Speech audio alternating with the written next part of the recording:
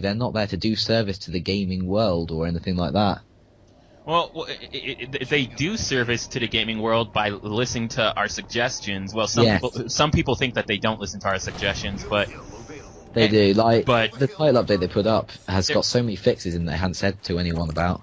But this is a business, and if Halo wasn't making money, but it was still the same story, they would end Halo like that. So. Yeah, it's all about the money. Unfortunately, at the end of the day, as much as we'd love to think they make it, because they do really enjoy making it. You can tell that by the videos they make, but at the same time, they don't make it purely because it's Halo and they want to do service to the game universe. They do it because at the end of the day, they need to make money because they are a business. Yeah. Yeah. I mean, speaking of Halo 4, some of Halo 4's developers that came to 343 came from a studio that developed or Pandemic Studios. Have you ever heard of them? They made the I forget what the Alien games are called, but they also made the Saboteur, and I forget what else. I forget what other game, what their last game that I played I've definitely heard of them, but I can't remember where they come from. But why did they close? They weren't making money, so. Yeah, exactly. Like, it's just things like that. I mean, like, Bungie, you could tell they loved Halo, but at the end of the day, they wanted to go off and do their own thing because they were tied to Microsoft. So obviously, Microsoft were taking some of the proceeds, I would imagine. Possibly. To the fact them lending studios and funding and stuff. So at the end of the day, they wanted to do their own thing, sever their ties to Microsoft so they could do their own thing. And it's just occurred to me that we've got onto one of the other tangents of the economy. Exactly. Didn't we talk about that the first time? I think we did. Like, just talk about that. It just goes to show, again, how much we rely on the economy. Oh yeah, let's bring up that point again. Let's bring that up. Actually, I was talking about the first time how I don't want to call them Americans. I guess all of North America and even South America can be considered American in a sense. So U.S. citizens, how U.S. citizens act on Black Friday and how crazy they act. Yes. And if the economy globally were to collapse, how everyone would just be so animalistic and just go crazy. Yeah, I mean, like, now on that subject, just going on animalistic again. See, I'm taking something and turning it into another tangent here. We should. It would be quite interesting actually if we went along this video and if we had the recordings from the last video. If we actually got a great big bit of paper, started with our original point, and like mapped it out in a tree, you could probably find quite a piece of art there if you actually map the whole thing out. Yeah. No, with the whole point of being animalistic, I'm actually quite concerned. Because as much as we know that this whole Mayan calendar 2012 thing is a load of BS, I'm concerned somebody's going to do something stupid just because of the case that they believe it's the end of the world. They're going to do something dumb. I hope not. I hope not. I seriously hope to God not. If you guys are watching this and you're thinking of doing something, you better not. I'm warning you. I will find you. Oh man. Yeah, if you don't cause me trouble, I'll leave you alone. But if you don't, I will look for you, I will find you, and I will kill you. No, okay? As you said, I hope nobody does anything, but in order for anything to actually change, or like for people to actually start giving a crap about other people, yeah. Well, I said crap, but nah, some people might get offended on that one, but I think a global phenomenon would have to occur, you know, or like a global, not apocalypse, but a situation like if an asteroid were coming to Earth, maybe then people will actually start caring about other people. Or we've got so much. No, go on.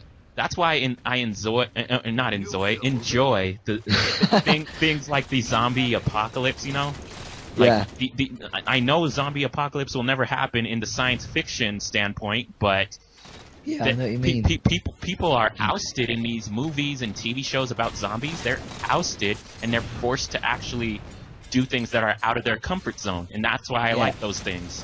It takes away all these ties we have to all these different systems, our languages, our economy, all these different things. It takes away these ties because everything's collapsed. Any zombie apocalypse or any kind of post-apocalyptic media depiction, if you like, it's always everything's crashed, the phone lines are down, stocks are down, all the internet and computers and everything's gone, and all you've got is you, some weapons maybe, something to fight maybe, something to survive against, and that's it. You haven't got any of these complicated ties that are in our everyday lives. Yeah.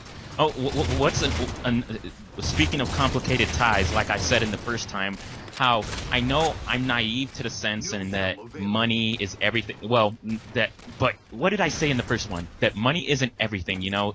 Essentially, it's a piece of paper, but humanity has already gotten so used to it that we can never get rid of it, or else... We're pretty much dependent on it now, yeah. Or else things would just collapse like that, and society would collapse, everybody would just go berserk.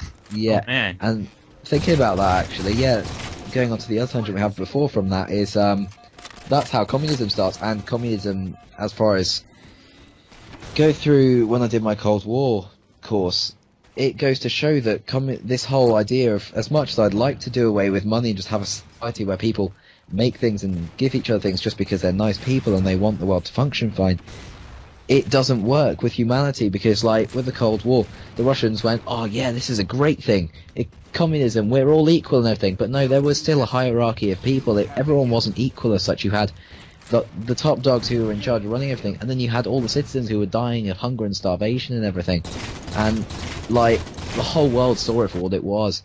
And it eventually, the Cold War only ended in 1991, I think it was. And that was just because Russia had become so crippled and weakened by it, because they were trying to keep up with these capitalist societies like America in the arms race and everything, and being on the brink of nuclear war, which we were back in the 70s. Well, you and Russia were. Don't want to say you in that sense, but I know what you mean. United States and Russia were back then. They were on this brink of nuclear war, and they had to end this Cold War, this political war between them, because they were so crippled and weakened by this whole communism thing, because it just doesn't work with humanity. As much as we'd like everyone to be exactly equal, the way that societies develop with all this money and the economy and everything, it just doesn't work. You can't just do away with different ties and hierarchy of people and everything. It just doesn't work anymore because of the way humanity has been. I wish there wasn't a hierarchy of people who thought they were better, but there always will be. And one of my favorite quotes from any TV shows come from Game of Thrones. You've heard of that, right? Game of Thrones? Yes. Yes. And the quote is, "Power resides where man believes power resides." So all these dictators in history, they got people to believe that they were special. If those people wouldn't have believed that, then those dictators would have been viewed as cuckoo, crazy. But they got people to believe their message. So power does reside where man believes power resides. But it really does do. We're always going to have a hierarchy of people who think they're better than you or whatever. Yeah, it's always that. It's always been that way since, well, looking back ages ago, and it's unfortunate. It just always will be until, like you say, we have one of these big things which really force us to rethink it. Unfortunately, it's going to be a hard time if we do ever have that. For instance, some sort of apocalypse or something which causes all our systems to crash, all our economy to collapse and everything. Yeah. If it does come to that, we know there's going to be hardships and people are going to get hurt and upset. But at the end of the day, that is what society needs. And I've just realised how quite a powerful conversation this has become. Dude, or I don't know if I should say dude, but there's this series of documentaries that I've watched online. They're just amazing. Like, it's called Aftermath in the U.S., but I believe it's called something different in the U.K.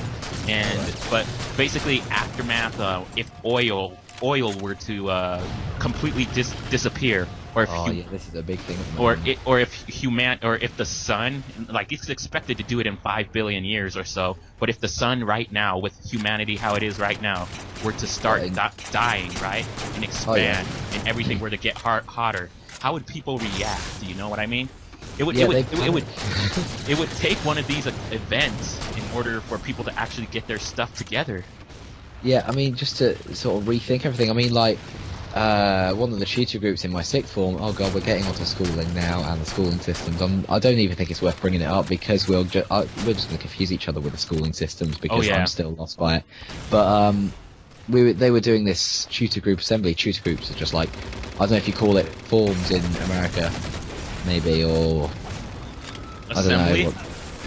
Yeah, assemblies, but like the We actual call it groups that you're put in. So you're put into.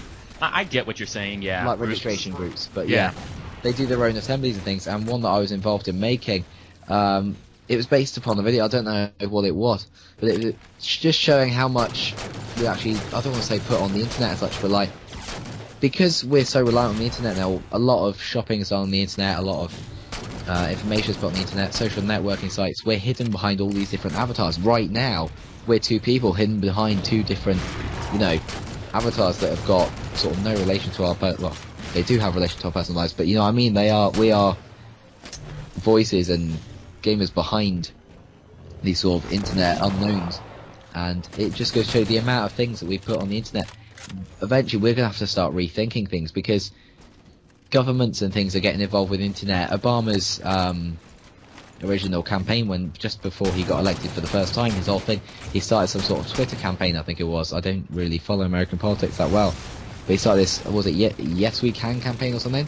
Yes We Can. And instantly that boosted his support by millions. And it's just this sort of thing, we're going to have to rethink government and, you know, economy and commerce and everything, because eventually we're going to get so dependent on like the internet and our economies and things, it's just going to get to a stage where it's just, yeah, not good. Have you ever seen the Pixar movie WALL-E? Yes, yes, I have. How what a film. Everybody is just so fat and lazy and dependent on technology. I think that film had an ulterior motive to it. That can become reality. Oh man. I can so see that happening, because like games like, I don't want to say it, but games like Halo, they depict humanity in such a, it's actually, they do it in such a way where they depict it in a way where humanity is sort of prospering, and then they bring along this alien threat which sort of cripples us, like, yeah, and then WALL-E depicts a completely different way where we really will degenerate into this problem. I don't know this massive mound of flesh, but I don't know if it's considered spoiler, but humanity in Halo had already prospered before, but then they brought the flood to Requiem, and then the Didact essentially set humanity back on an evolutionary scale. So yes, I wouldn't consider that a spoiler. I think that'd be fine. But go ahead. Yeah, I mean, I completely agree with you. Humanity, I just think humanity is just going to be one of these things that's just going to fluctuate. Like, how can I put it?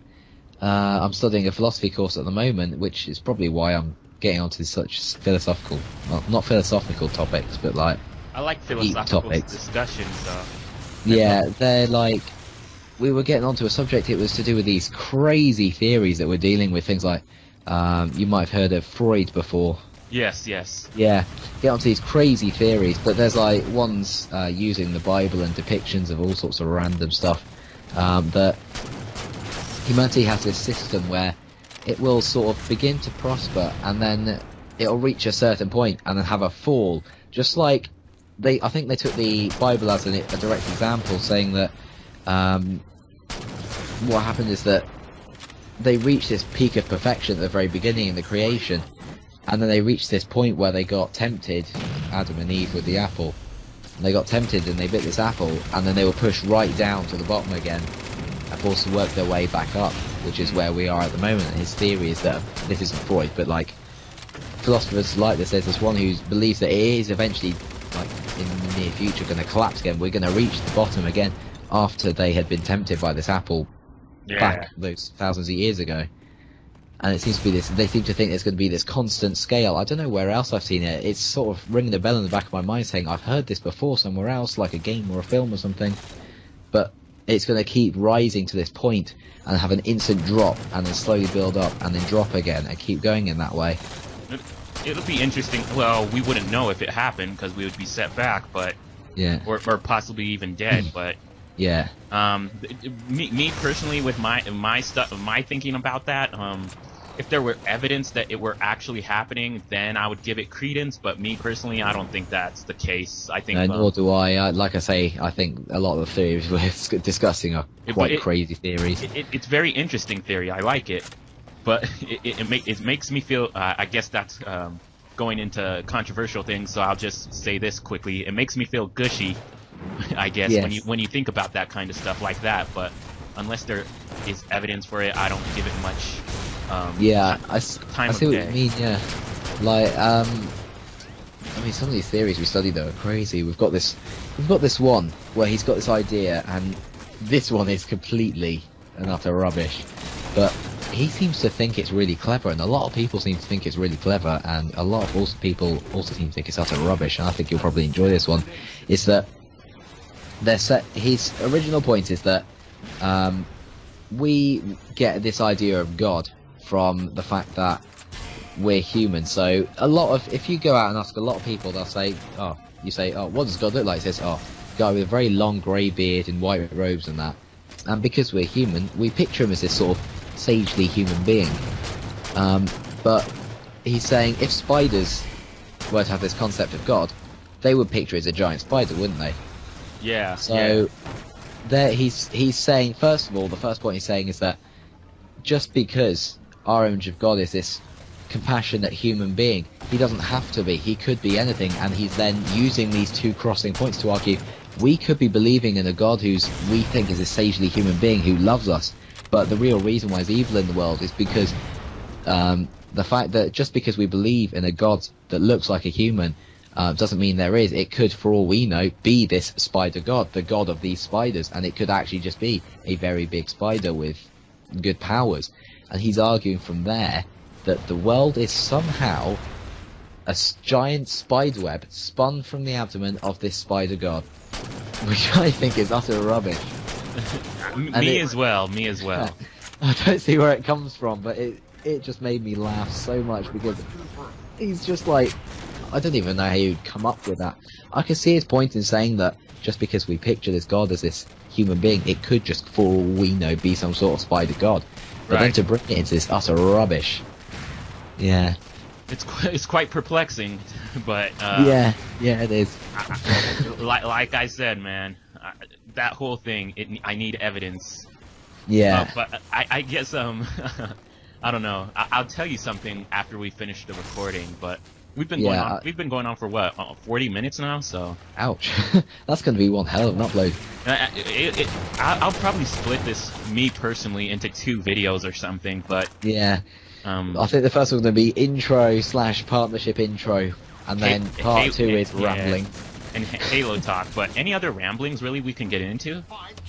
Yeah, what else we got? Yeah, I mean, what else we got? Oh, we haven't mentioned Twitter, have we? Twitter, That's probably something we should probably bring up, maybe. Do you have a Twitter? Oh, yeah, I do have a Twitter, at Tyzer193, just as a side thing, just so, again, not only is YouTube a corrupted thing, but it is also engaging with people. And having such a small subscriber base, it can be challenging to integrate with people because I run more series-based stuff, I often put regular videos up, and people who don't have channels obviously aren't going to check their YouTube as often. So sometimes I'll have had 2, maybe 3 videos before somebody's actually checked their YouTube, seen me have 1 video, and that's at the top of their list, so they watch that.